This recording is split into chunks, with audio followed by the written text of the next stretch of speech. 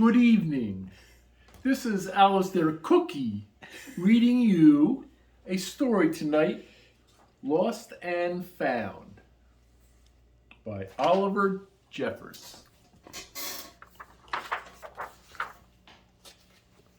There is an adventure going on. I see a suitcase.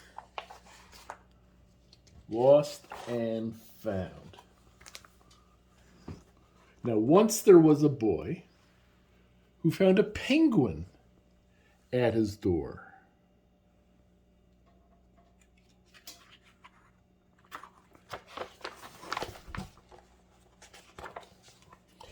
The boy did not know where it had come from,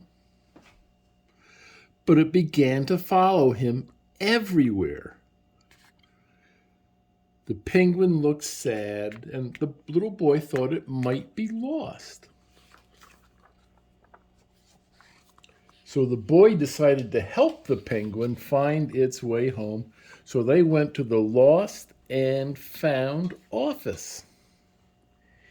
He checked in the Lost and Found office, but nobody was missing a penguin.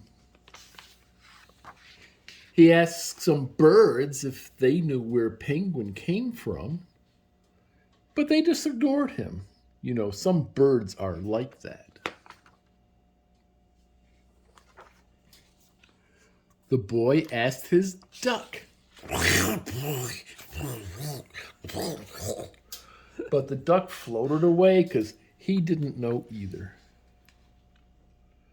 That night, the boy couldn't sleep for the disappointment. They're sleeping here and sleeping here, but I bet that's where the little boy lives.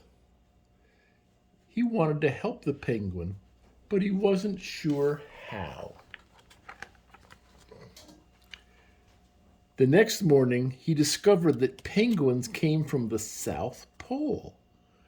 But how could he get there? He ran down to the harbor and asked the big ship to take him to the South Pole. But his voice was much too small to be heard over the ship's horn. What?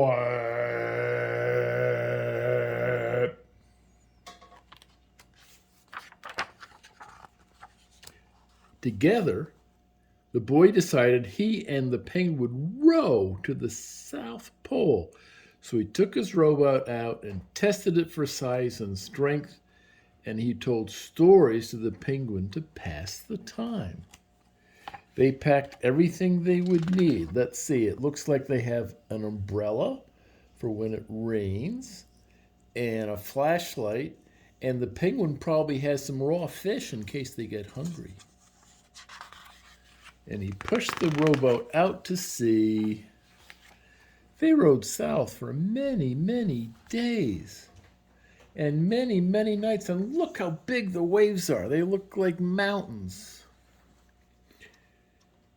There was lots of time for stories, and the penguin listened to every one. So the boy would tell another. And they counted the stars. 1, 2, 3, 4. Whoa! They floated through good weather and bad, lightning bolts, and when the waves were as big as mountains. Finally, they did. They made it to the South Pole. The boy was delighted, but the penguin said nothing. Suddenly, it looked sad again as the boy helped it out of the boat because they had made it. Welcome to the South Pole.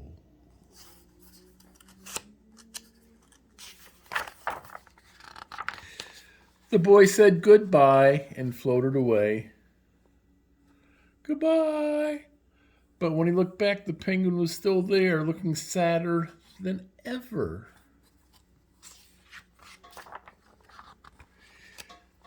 It felt strange for the boy to be on his own.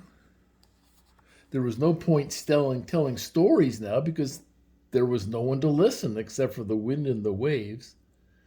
And he thought, And he thought, and he thought, and he said, I made a big mistake. The penguin hadn't been lost. It had been lonely. So quickly he turned around and rode back to the South Pole as fast as he could.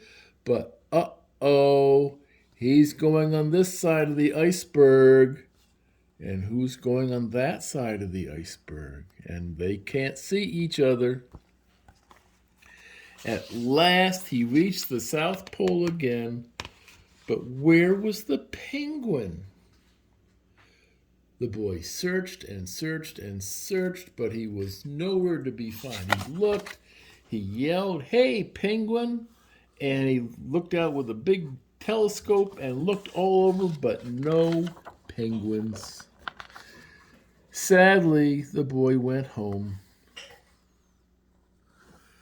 But then, the boy is in his boat and he sees something in the water ahead of him.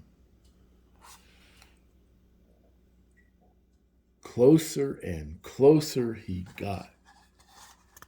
Step by step, inch by inch, until he could see the penguin.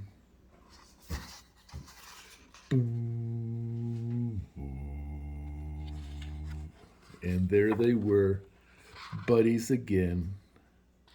And the boy and his friend went home, talking about wonderful things all of the way. And look, here you see, there were some whales that were listening. And there, and he's going along, and this whale is underneath the boat on purpose. So they got home and they talked about wonderful things all the way. Lost and found.